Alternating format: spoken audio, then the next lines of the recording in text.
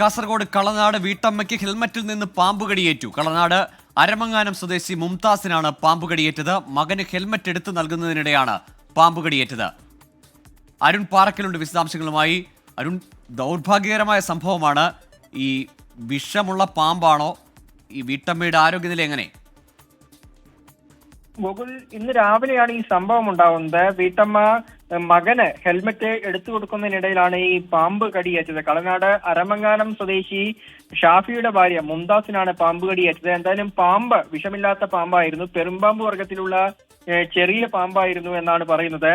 ഈ കടിയേറ്റ് പാമ്പിന്റെ പല്ലിന്റെയൊക്കെ ഒരു പാട് അത് കയ്യിലുണ്ട് എന്ന് പറയുന്നുണ്ട്. ആശുപത്രിയിൽ പ്രാഥമിക ചികിത്സ തേടി വിഷമേറ്റിട്ടില്ല എന്നാണ് ഇപ്പോൾ വരുന്ന വിവരം. എന്തായാലും ഇന്ന് രാവിലെയാണ് ഈ സംഭവം ഉണ്ടാവുന്നത്.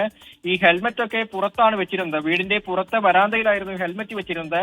അതാണ് ഈ പാമ്പ് അകത്തേക്ക് കടക്കാൻ പാമ്പിന് സാധിച്ചതെന്നാണ് മനസ്സിലാക്കുന്നത്.